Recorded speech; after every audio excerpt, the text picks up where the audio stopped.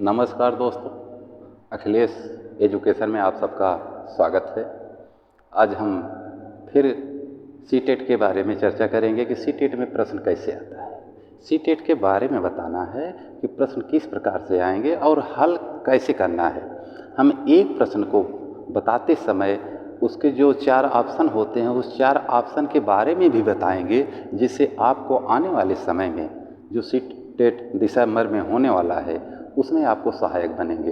तो चलिए, आज भी हम आपके लिए 6 प्रश्न लेके आए हैं और पर्यावरण के प्रश्न हैं। पर्यावरण के प्रश्न। और दोस्तों, हम आपसे यही कहेंगे कि आप सब केवल ये जो क्लास चल रहा है, इस क्लास को जो वीडियो बन रहा है, इस वीडियो को केवल आप सबको सेंड कर दीजिएगा, जिससे क्या हो कि बाकी लोग भी पढ़ सकें कि सीटेट में प्रश्न कैसे आता है। बाकी तो यूट्यूब पे बहुत सारा चीज़ आ रहा है, यूट्यूब पे माने कि विस्तार से बताया जा रहा है, कोई प्रश्न भी चला रहे हैं, अनेकों प्रकार के प्रश्न इसमें आते हैं। तो हम भी लेकर आए हैं, देखिए किस प्रकार के प्रश्न हैं। पहला प्रश्न है कि निम्नलिखित में से किस प्रदेश में रेंडियर पाया जाता है। रेंडियर पूछ रहा है कि निम्नलिखित में से किन प्रदेशों में रेंडियर पाया जाता है।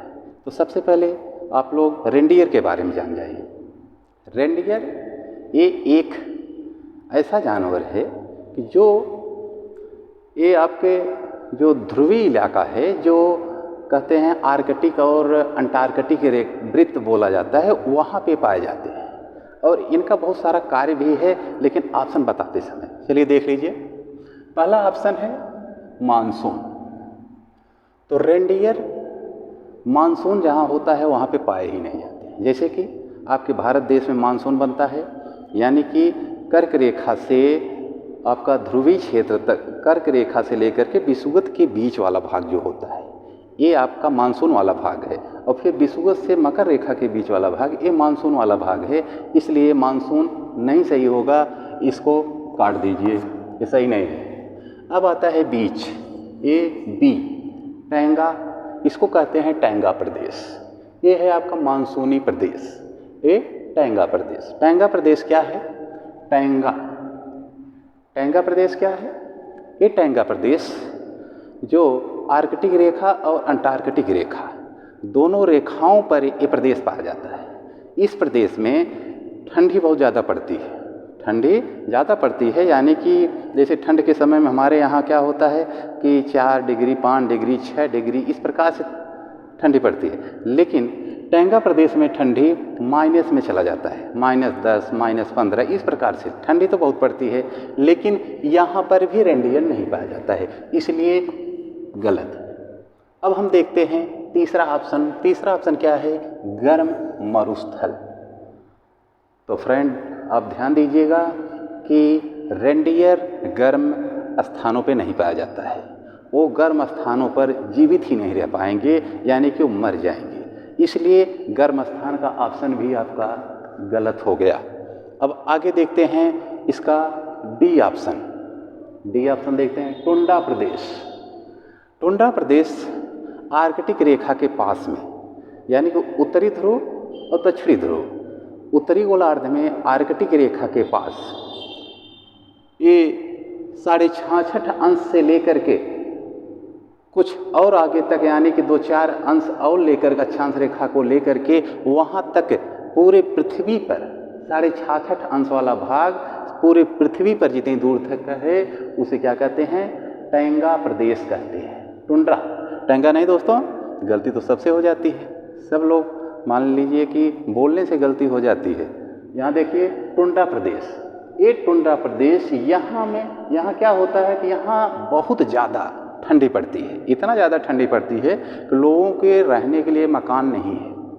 मकान बनाते हैं, फिर बर्फ़ की बारिश होती है, हिम की बारिश होती है, घर उसी में ढक जाता है, और ढक जाता है तो फिर वो लोग बेघर हो जाते हैं। फिर क्या करते हैं कि जो बर्फ़ ढकी होती है उसी बर्फ़ में वो एक माने कि सुरंग टाइप का घर बनाते हैं। उस सुरंग के टाइप में घर बना करके अंदर वो निवास करते हैं, और उसी को इग्लू भी कहा जाता है। कई बार टेट में पूछा गया है कि इग्लू क्या है, तो इग्लू किसे कहते हैं? यही लोग टुंड्रा प्रदेश के रहने वाले एस्किमो जाति। यहाँ पे कौन सी जातियाँ सबसे ज़्यादा पाई जाती हैं? एस्किमो जाति। एस्किमो जाति यहाँ पे पाई जाती हैं। ये जातियाँ बर्फ़ों में निवास करती हैं, बर्फ़ों में बना घर बनाते हैं और उसी बर्फ़ के घर में रहते हैं। वहाँ अंदर उनको गर्मी महसूस करने के लिए, माने गर्म रखने के लिए क्या करते हैं कि व्हेल मछलियों का जो खाल होता है उसको ला करके चारों तरफ से ढक देते हैं और अपने पेट के अंदर, जो पेट होता है, आदमी को जब ठंड लगती है तो पेट और सर से लगती है, सर में ठंडी लगती है सर दर्द करेगा, पेट में ठंडी लगती है पेट दर्द करेगा। तो इसलिए क्या करते हैं कि रेंडियर का जो चर्बी होता है, रेंडियर का जो चर्बी होता है और व्हेल मछली की जो चर्बी होती है, उस चर्बी को अपने पेट में कपड़े से बांध देते हैं और जिससे उनको ठंड नहीं लगती है। ये रेंडियर एक ऐसा जानवर है जो ज़्यादा से ज़्यादा मात्रा में ये कहाँ पे पाया जाता है? टुंड्रा प्रदेश में पाया जाता है। और टुंड्रा प्रदेश में ज़्यादा से ज़्यादा दो जानवर ज़्यादा मात्रा में पाए जाते हैं, एक होता है रेंडियर और एक होता है कुत्ता। दोनों वहाँ के साधन हैं, माने कि वहाँ से निर्यात और आयात जो होता है ये रेंडियर और कुत्ते के द्वारा होता है। ये एक बैलगाड़ी जैसा ही बनाया जाता है, उसमें चक्के रहते हैं और वो भी चक्का कैसा? घिसने वाला चक्का होता है और उसी के सामने कुत्ते को और रेंडियर को बांधा जाता है और उसको खींचते हैं। उसी के ऊपर वो लोग हड्डियाँ, चमड़े, व्हेल मछली की रीढ़ की हड्डियाँ, हमारे देशों में, भारत देश, उत्तर प्रदेश में उस हड्डी को लोग खरीदते हैं। उस हड्डी को खरीद करके क्या करते हैं? अपने कमर में बांधते हैं। कहा जाता है कि उस हड्डी को बांधने से, यानी कि व्हेल मछली के रीढ़ की हड्डी, उस हड्डी को बांधने से कमर दर्द, पैर का दर्द, माने कि इसमें लाभदायक होता है। कहा जाता है, ये वैज्ञानिक का मत नहीं है क्योंकि ये अंधविश्वास है। तो टुंड्रा प्रदेश में इस प्रकार से रेंडियर के द्वारा वहाँ पर आयात निर्यात होता है और वहाँ के लोग दूध, कुत्ते का दूध, रेंडियर का दूध निकालते हैं। उस दूध को निकाल करके मक्खन बनाते हैं, इसके बाद उसका घी बनाते हैं और उसको आयात निर्यात भी करते हैं। इन सब चीज़ों को निर्यात आयात करने के बदले में वो दूसरे प्रदेशों से अनाज लाते हैं। तो इस प्रकार से इन लोगों का जीवन यापन होता है। तो आप देखिए, हमने एक प्रश्न से आपको कितना सारा बताया कि एक प्रश्न पढ़ने से आपको कितना प्रश्न बन सकता है। तो चलिए फ्रेंड, दूसरा प्रश्न देखते हैं। दूसरा प्रश्न है, ये सही हो गया पहले का।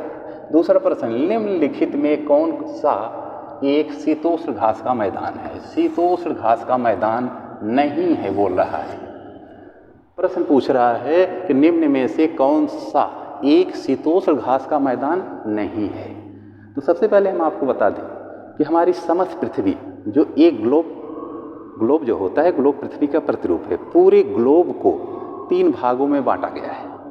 3 भागों में बांटा गया है। जैसे पृथ्वी के ऊपरी उत्तर साइड से ऊपर की तरफ, उत्तर कहते हैं, नीचे के साइड दक्षिण कहते हैं। तो उत्तरी गोलार्ध से दक्षिणी गोलार्ध के बीच में जितने भी भागों में बांटा गया है 3 भागों में, उसे क्या कहते हैं? कटिबंध कहते हैं। कटिबंध किसे कहते हैं ये भी देख लीजिए, जिससे कि आपको आसानी रहे समझने में। कटिबंध उसे कहते हैं उत्तरी ध्रुव से दक्षिणी ध्रुव के बीच में जो असमान ताप है, कहीं पे ठंडी ज़्यादा है, कहीं पे गर्मी ज़्यादा है, कहीं पे ठंडी और गर्मी दोनों बराबर है, तो समान ताप नहीं है। इसलिए उत्तरी ध्रुव से दक्षिणी ध्रुव के बीच में जो असमान ताप है उसे कटिबंध कहते हैं। और कटिबंध 3 प्रकार के होते हैं। एक होता है उष्ण कटिबंध। उष्ण कटिबंध कहाँ पे पाया जाता है? उष्ण कटिबंध आपका विषुवत रेखा से कर्क रेखा, विषुवत रेखा से मकर रेखा, दोनों गोलार्धों में 23.5 अंश तक पाया जाता है। इसके बाद 23.5 से 66.5 तक उत्तरी गोलार्ध, 23.5 से 66.5 दक्षिणी गोलार्ध, यहाँ तक ये शीतोष्ण कटिबंध पाया जाता है। फिर ध्रुवी कटिबंध या शीत कटिबंध कहते हैं 66.5 अंश से ध्रुव के पास तक उत्तरी गोलार्ध में, 66.5 से 90 अक्षांश तक दक्षिणी गोलार्ध में। तो 3 कटिबंध हो गया। अब ये पूछ रहा है प्रश्न में कि शीतोष्ण घास का मैदान नहीं है। ऑप्शन में ऐसा कोई एक ऑप्शन है कि जो शीतोष्ण घास के मैदान नहीं है। देखते हैं। पहला ऑप्शन है डाउन्स। ये डाउन्स घास का मैदान ऑस्ट्रेलिया में पाया जाता है और ऑस्ट्रेलिया में मकर रेखा के आगे है और अंटार्कटिक रेखा के बीच, मकर और अंटार्कटिक रेखा के बीच में पाया जाता है। तो ये शीतोष्ण कटिबंध में आता है। तो शीतोष्ण कटिबंध में आता है और जो कि प्रश्न पूछ रहा है नहीं है, इसलिए गलत है। कंपास, ये कंपास घास का मैदान है। कुछ प्रमुख घास के मैदान हैं, कुछ प्रमुख मरुस्थल भी हैं। तो इस प्रकार से प्रश्न भी पूछ रहा है कि कौन सा शीतोष्ण प्रदेश के शीतोष्ण घास मैदान नहीं है। तो ये जो ऑप्शन है कंपास, एक कंपास घास का मैदान है, बहुत बढ़िया मैदान है, बहुत फैला हुआ है। लेकिन ये क्या है कि शीतोष्ण, देख रहे हैं कंपास, ये शीतोष्ण कटिबंध में आता है और दक्षिणी अमेरिका में है, और दक्षिणी अमेरिका में ये पाया जाता है। तो इसलिए ये भी नहीं है। तीसरा है पंपास। दोस्तों, ये पंपास घास का मैदान है, प्रसिद्ध घास का मैदान है, प्रसिद्ध घास का मैदान है। लेकिन ये क्या है कि ये पंपास घास का मैदान ऐसा घास का मैदान है कि जो शीतोष्ण कटिबंध में नहीं आता है। क्यों नहीं आता है? क्योंकि ये उष्ण कटिबंध में आता है, विषुवत रेखीय प्रदेश के आसपास में आता है। इसलिए ये क्या है दोस्तों, गलत हो गया, सॉरी, एक मिनट। एक कंपास है और ये पंपास है। ये पंपास आपका शीतोष्ण कटिबंध में आता है, शीतोष्ण कटिबंध में आता है। इसलिए क्या हो गया कि ये शीतोष्ण कटिबंध में आता है, तो इसलिए ये नहीं है। कंपास जो है, कंपास एक शीतोष्ण कटिबंध में नहीं आता है। ये जहाँ पर है, यहाँ पे 3 घास के और मैदान पाए जाते हैं, जैसे लानोस घास का मैदान, कंपास घास का मैदान, इस प्रकार से घास के मैदान हैं। इसलिए यही शीतोष्ण कटिबंध में ये नहीं पाया जाता है। यही उत्तर सही है। ये प्रेरीज घास का मैदान, ये भी शीतोष्ण कटिबंध में पाया जाता है। ये कहाँ पे है? प्रेयरी, प्रेयरी यानी कि शॉर्टकट अपनाइए कि प्रेयरी, पे करेंगे, यानी कि बहुत बड़ा कोई देश है। तो ये कहाँ पे है? उत्तरी अमेरिका में है, प्रेयरी घास का मैदान, और ये शीतोष्ण कटिबंध में है। और प्रश्न पूछ रहा है कि शीतोष्ण घास मैदान नहीं है, तो ये भी शीतोष्ण मैदान है, ये भी पंपास भी शीतोष्ण घास का मैदान है, और ये भी शीतोष्ण घास के मैदान है। केवल यही कंपास जो है शीतोष्ण कटिबंध के घास का मैदान नहीं है। ऑप्शन ए सही हो गया है। बीच में जो त्रुटि हुई थी उसके लिए क्षमा चाहता हूँ। तीसरा क्वेश्चन, आज हम मिर्ची के बिना भोजन की कल्पना भी नहीं कर सकते हैं। फ्रेंड, आज हम लोग खाना जो बनाते हैं, अनेकों प्रकार के व्यंजन बनाते हैं, जैसे कि सब्जी, पूड़ी, पनीर वगैरह, चाउमीन, बहुत अनेक प्रकार की सब्जी बनाते हैं, अनेक प्रकार के खाना बनाते हैं, उसको खाते भी हैं, बड़े चाव से खाते हैं, लोगों के साथ मिल के खाते हैं, हंसी खुशी के साथ खाते हैं। लेकिन प्रश्न क्या कर रहा है कि आज हम मिर्ची के बिना भोजन की कल्पना भी नहीं कर सकते। अगर हम मिर्चा न डालें तो हमारे खान पान में स्वाद नहीं आएगा, मिर्ची के बिना खाना अच्छा नहीं लगेगा। इसलिए पूछ रहा है कि इसे व्यापारी हमारे देश में लाए थे। मिर्ची बहुत पहले हमारे देश में किसी व्यापारी ने लाया था। कहाँ से लाया था, यही ऑप्शन में है। चलिए देखते हैं। पहला है दक्षिणी अमेरिका। तो हमारे समस्त पृथ्वी पर 7 महाद्वीप हैं। एशिया महाद्वीप, अफ्रीका महाद्वीप, उत्तरी अमेरिका, दक्षिणी अमेरिका, फिर अंटार्कटिका, यूरोप और ऑस्ट्रेलिया। 7 महाद्वीप, 5 महासागर हैं। तो 7 महाद्वीप, 5 महासागर हैं, उसी में से एक चौथा सबसे बड़ा महाद्वीप है, चौथा सबसे बड़ा महाद्वीप है। और ये चौथे सबसे बड़े महाद्वीप में ये दक्षिणी अमेरिका कहा जाता है।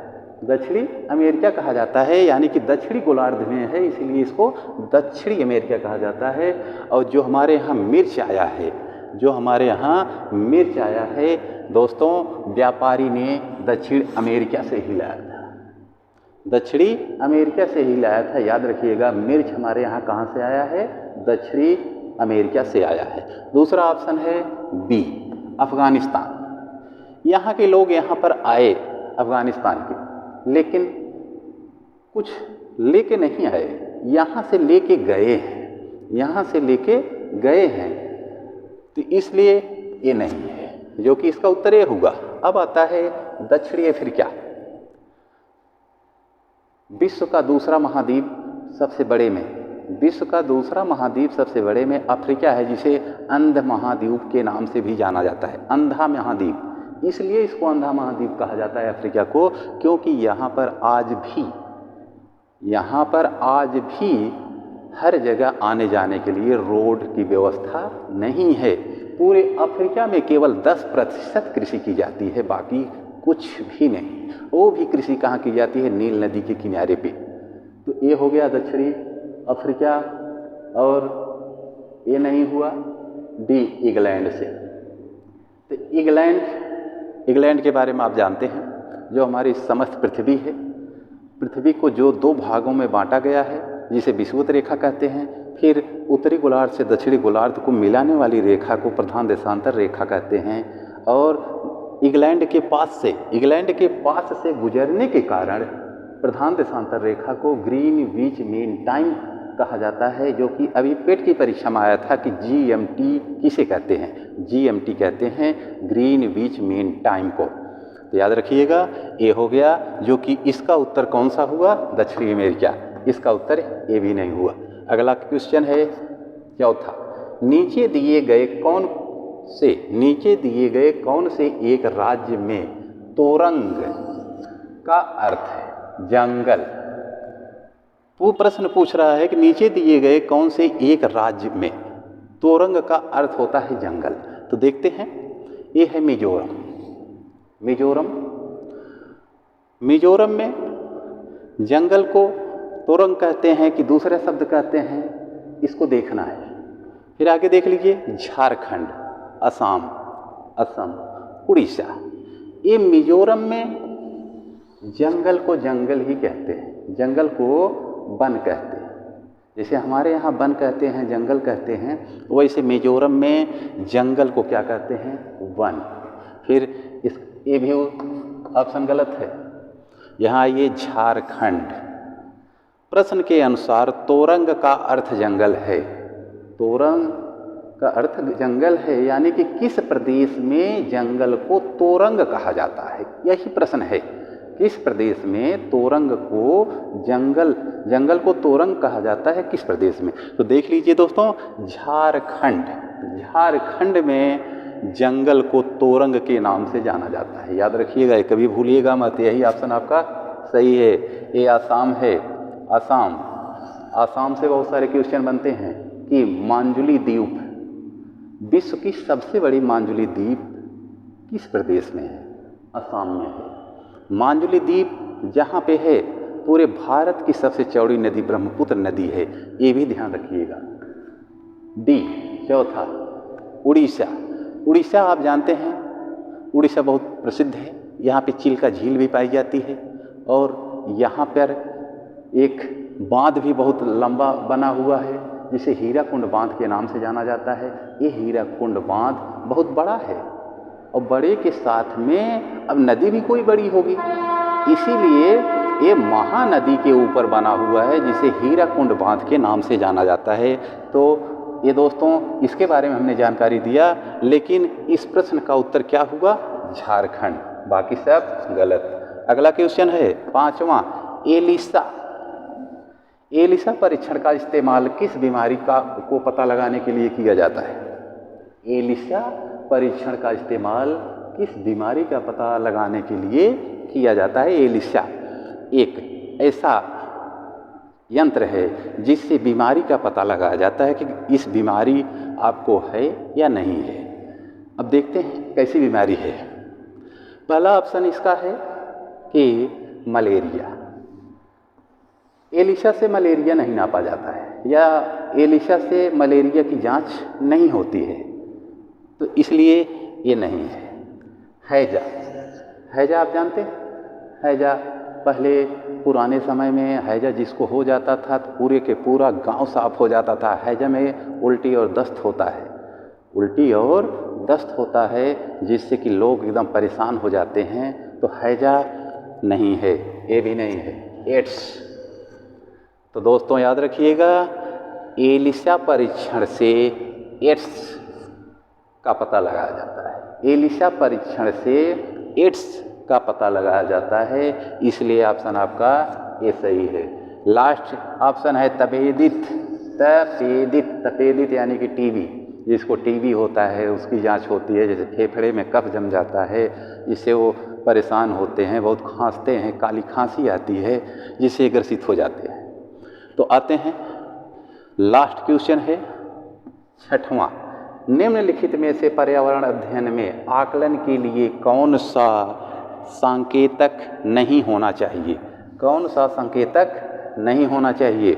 यानी कि पर्यावरण पढ़ाते समय ऐसा कौन सा संकेतक नहीं होना चाहिए, वही ऑप्शन में देखना है। प्रश्न आप देखिए केवल किस प्रकार से पूछ रहा है। निम्नलिखित में से पर्यावरण अध्ययन में आकलन के लिए कौन सा सांकेतक नहीं होना चाहिए?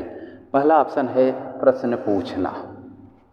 तो दोस्तों, पर्यावरण के समय पर्यावरण का अगर जागरूकता, पर्यावरण को बढ़ावा देना है, सबको बताना है कि पर्यावरण को बचाओ, जिससे कि गंदगी न फैले, कोई प्रदूषण न हो, तो इसलिए उसमें प्रश्न पूछना अच्छी बात है। जब प्रश्न पूछेंगे, वाद विवाद होगा, तो उसका निष्कर्ष निकलता है, इसलिए सही है। और ये क्या है कि ये पता लगाने के लिए किया जाता है, जो कि ये आपका इस्तेमाल, प्रश्न पूछना, ये पर्यावरण का अध्ययन में आकलन के लिए कौन सा संकेतक नहीं है?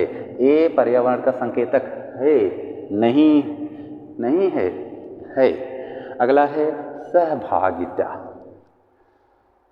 पर्यावरण की जागरूकता के लिए हम सभी लोग संघ बना करके एक कक्षा में या एक समूह में कहीं पर उपस्थित होते हैं। पर्यावरण की बात होती है कि जैसे गंगा की सफाई का अभियान चल रहा है और हर जिलों की सफाई अभियान चल रहा है, तो उसमें सब लोग सहभागिता लेंगे, सब भाग लेंगे, तभी हो पाएगा। इसलिए ये भी पर्यावरण से संपर्क में है, तो इसलिए ये भी गलत है, क्योंकि प्रश्न पूछ रहा है कि पर्यावरण अध्ययन में आकलन के लिए कौन सा संकेतक नहीं है। पर्यावरण से संबंध किसका नहीं है? तो अगला ऑप्शन देखते हैं, याद करना। पर्यावरण कोई ऐसा चीज नहीं है जागरूकता फैलाने के लिए, उसमें कुछ चीज़ों को याद किया जाए। याद करने का कोई भी वहाँ पे ऑप्शन नहीं है, इसलिए यही आकलन के लिए जो पूछ रहा है कि संकेतक नहीं होना चाहिए, यही सही प्रश्न का उत्तर होगा, ध्यान दीजिएगा। फिर अगला ऑप्शन है न्याय और समानता के प्रति सरोकार। सब लोग जब पर्यावरण में एक साथ इकट्ठा होंगे, किसी बात पे चर्चा होगी, सभी लोग मिल करके न्याय और समानता के प्रति सरोकार, सब उसी के आधार पर, जैसे उसमें एक मुखिया होगा कि इस प्रकार से अभियान चलाया जाए जैसे कि हर जगह साफ सुथरा सुरक्षित रहे, तो ये भी पर्यावरण के हित में है। और पर्यावरण के हित में कौन नहीं है? यही है दोस्तों, ऑप्शन सी। तो हम आपके लिए 6 प्रश्न लाए थे और इसी प्रकार से हम प्रश्न को आपके सामने लाते भी रहेंगे और विस्तार पूर्वक भी बताएंगे। जैसे सीटेट में भी प्रश्न पूछता है, पक्षियों से भी पूछता है, पक्षियों के बाद घरों के प्रकार के बारे में भी पूछता है, और अन्य प्रदेशों में कैसे खेती की जाती है उसके बारे में पूछता है। तो हम अब विस्तार से भी आपको बताएंगे और प्रश्न के माध्यम से भी बताए थे। तो 6 प्रश्न हम आज लेके आए थे और कल वाली क्लास में हम 8 प्रश्न लेके आए थे और नर्सों वाली क्लास में हम 6 प्रश्न लेके आए थे। तो दोस्तों, अगर ये सीटेट का जो हमने आपको प्रश्न बताया 6 प्रश्न अगर आपको अच्छा लगा हो तो कमेंट ज़रूर कीजिएगा। और सबसे बड़ा निवेदन आपसे मेरा यही है कि मेरा हर गरीब परिवार तक ये क्लास वीडियो सेंड कर दीजिएगा, जिससे कि वो भी इस प्रश्न को पढ़ करके या इस क्लास को पढ़ करके सीटेट पास हो जाएं। क्योंकि गरीब भाई बहन बड़े बड़े कोचिंगों में नहीं जा पा रहे हैं, तो हम भला निःशुल्क सेवा जो हम कर रहे हैं सभी के लिए, ये अवसर उनको आप सब प्रदान कीजिए कि उनको सेंड कर दीजिएगा। जय